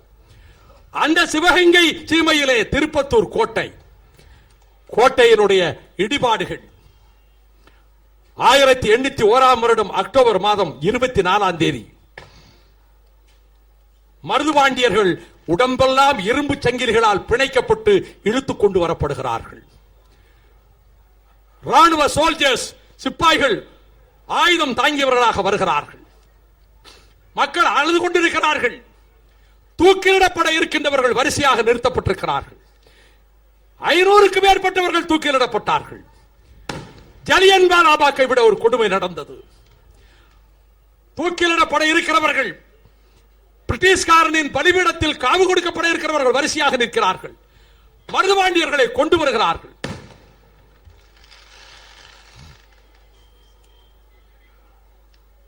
அந்த இடத்துக்கு வந்தவுடன் மருதுபாண்டியர்களினுடைய நாளங்களிலே ரத்தம் உறைந்தது. சற்றும் அவர்கள் எதிர்பார்க்கவில்லை. சாக துணிந்தவர்கள் தான், ஆனால் அவர்கள் எதிர்பார்க்கவில்லை. அந்த வரிசையில் 10 வயது 12 வயது பாலகர்கள், மருதுபாண்டியர்களின் பேர பிள்ளைகளும் தூக்கிலிடப்படுவதற்காக நிறுத்தப்பட்டிருந்தார்கள்.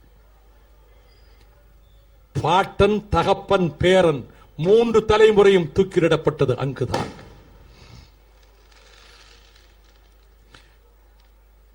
மருதுபாண்டியர் 74, 77, 94 பட்டாலியன் தளபதிகளை பார்த்து சொன்னார், நெஞ்சு வெடிக்க சொன்னார்,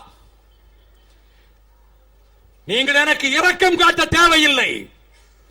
உங்களிடம் இரக்கத்தை காட்டு படிப்பிச்சை ஏந்த போவதில்லை.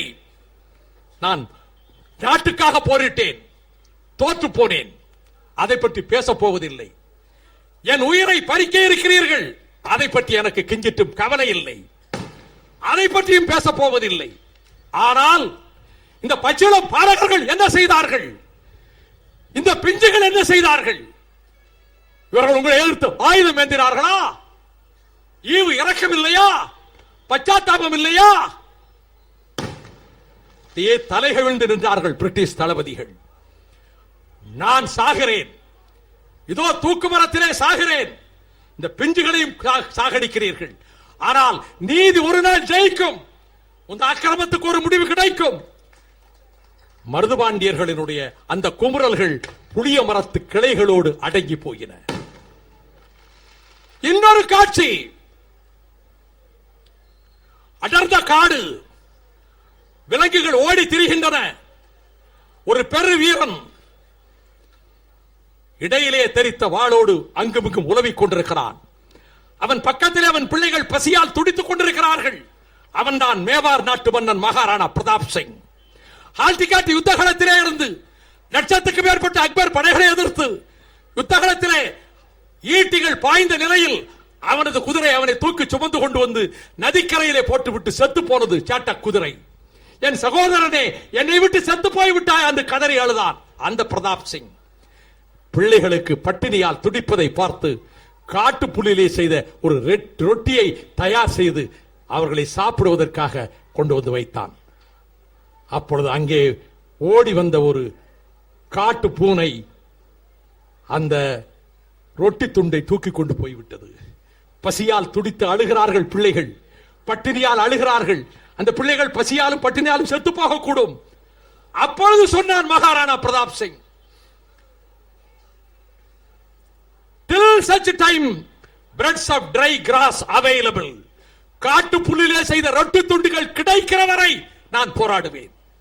அதுவும் கிடைக்காவிட்டால் till such time water in streams available, ஓடைகளிலே ஓடுகிற தண்ணீர் எங்கள் தாகத்தை போக்குவதற்கு கிடைக்கிற நீரோடை தண்ணீர் கிடைக்கிற வரையிலே போராடுவேன். தண்ணீரும் கிடைக்காவிட்டால், ரொட்டியும் இல்லை தண்ணீரும் இல்லை என்றால், till such time I breathe the air of my motherland, என் தாயகத்திலே உலவுகிற இந்த காற்றை சுவாசிக்கிற சக்தி இருக்கிற வரை I will raise my sword for the liberation of my motherland, என் தாயக விடுதலைக்காக நான் கடைசி வரை வாளை உயர்த்துவேன். இந்த உணர்வுதான் நம்மிடமும், இதே உணர்வுதான் நம்மிடமும்.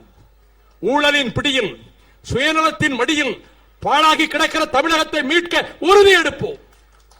லஞ்சமில்லாத தமிழகம், ஊழல் இல்லாத தமிழகம், வன்முறை இல்லாத தமிழகம், மதுவின் கொடுமை இல்லாத தமிழகம், பச்சிளம் குழந்தைகள் பாதுகாப்பாக இருக்கிற தமிழகம், பெண்கள் பத்திரமாக நடமாட முடிந்த தமிழகம், பெரியாரின் சுயமரியாதை காக்கும் தமிழகம், அண்ணாவின் கனவுகளை நனவாக்கும் தமிழகம், வள்ளுவர் நெறி காக்கும் தமிழகம், வாடிய பயிரை கண்டபோதெல்லாம் வாடினேன் என்ற வடலூர் வள்ளலாரின் மனிதநேயம் காக்கும் தமிழகம். அதுவே நம்முடைய இலக்கு. அந்த இலக்கை அடைவதற்கு அரசியல் அதிகாரம் தேவை. அரசியல் அதிகாரத்தையும் கைப்பற்றுவோம். பயணி, நான் பேசியது பெரிதல்ல, இந்த கொட்டுகிற மழையில் கேட்டீர்களே அதுதான் பெரிது. ஒன்று புரிகிறதா? பிரளயமே வந்தாலும் வைகோவின் பயணத்தை தடுக்க முடியாது. நான் நன்றி சொல்ல வேண்டிய நேரம், நான் நன்றி சொல்ல வேண்டிய நேரம். கொஞ்சம் கேளுங்கள். கவலையோடு இருந்தேன் நான். இந்த தோல்வியினால் நான் வேதனைப்பட்டேன். எனக்கல்ல, என் சகாக்கள் தோற்ற போது உங்களை நினைத்து நான் வேதனைப்பட்டேன். அந்த வேளையில் இந்த மாநாட்டை எங்கே நடத்துவது என்ற கவலை சூழ்ந்த நேரத்தில் இதோ மாநாட்டின் தலைவராக அமர்ந்திருக்கின்றாரே, அவர் வந்தார்.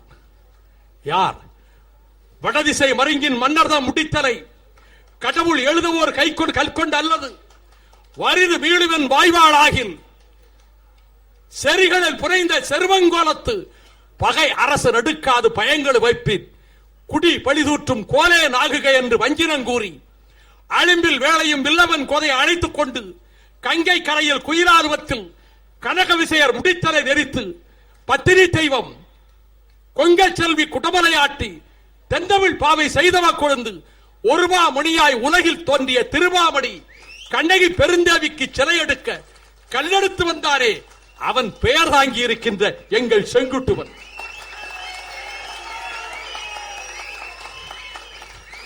என் கைகளை பற்றி கொண்டார். ஏன் வாட்டம்? ஏன் முகத்திலே கவலை? மாநாடு நடத்த வேண்டும், தோழர்களுக்கு சுமை கொடுக்க கூடாது என்று கருதுகிறேன். பல ஆண்டுகளாக மாநாடு நடத்த நான் ஆசைப்பட்டேன். என் தந்தையார் 1959 செப்டம்பர் 12, 13 தேதிகளில் பூவிருந்தவல்லியிலே மாநாடு நடத்தினார். இந்த மாநாட்டை நான் நடத்துகிறேன். தோழர்களே, தலைமை கழகத்திலிருந்து ஒரு காசு உதவி கூட செய்யவில்லை நாங்கள். ஆனால் இந்த மாவட்ட தோழர்களை அழைத்துக் கொண்டு வந்தார் தாயகத்துக்கு. மாவட்ட தோழர்களை, நிர்வாகிகளை, ஒன்றிய நகர செயலாளர்களை, அணிகளின் அமைப்பாளர்களை அழைத்துக் கொண்டு வந்தார். அந்த நாள் முழுக்க நாங்கள் தருகிறோம், நாங்கள் தருகிறோம், உழைக்கிறோம். 60 நாட்களுக்கு முன்னால் தியாகச்சூடர் காமராஜர் பிறந்த ஜூலை 15ஆம் தேதி பகல் 11 மணிக்கு மாநாடு நடத்துவதற்கு இடத்தை தேர்வு செய்திருக்கிறேன் என்று இங்கே அழைத்துக் கொண்டு வந்தார். இதே இடத்தை காட்டினார். நான் சத்யாவை பக்கத்தில் அழைத்து, இங்கே மாநாடு நடத்த முடியாது, வேறு இடத்தை பார்க்கலாம் என்று அழைத்துக் கொண்டு போனேன். வேறு 3 இடங்களை காட்டினார்கள். சோமு வந்திருந்தார். அது இதைவிட சரியில்லையே, ஏன் வேண்டாம் என்றேன் தெரியுமா? முழுக்க வேலி கருவலை காடுகள், கருவேல மரங்கள், புதர்கள், கற்பனையே செய்ய முடியாது எங்கள் இந்த இடத்தை. ஆனால் இந்த இடத்திலே மாநாடு நடத்தி காட்டுகிறேன் என்று அடுத்த முறை ஒரு 15 நாள் கழித்து வந்து பார்க்கிறோம். பிருந்தாவனத்தினுடைய புல்தரையை போல ஆக்கிவிட்டாரே. அவரும் அவருடைய தோழர்களும் ஒன்றிய நகர செயலாளர்களும் எல்லாரும் இரவு 60 நாட்கள் உழைத்திருக்கிறார்கள். எனக்கு என்ன தெரியுமா, மழை பெய்த உடனே நீங்க நனையிறீங்களே அப்படின்னு நான் பேச்சை நிறுத்தி கொண்டு போயிருந்தால் DRR செங்குட்டுவன் பட்ட பாடெல்லாம் வீணாக போயிருக்கு.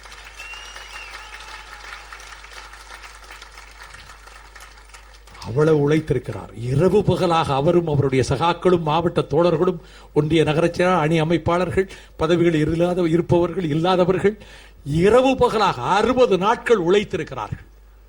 நம்மால் எதையும் சாதிக்க முடியும் தோழர்களே, நமக்கு தோல்வி கிடையாது. வானம் வெளிவாங்கி விட்டதே, பிரளயம் பின்வாங்கியல்லவா ஓடி இருக்கிறது, மழை பின்வாங்கியல்லவா ஓடி இருக்கிறது.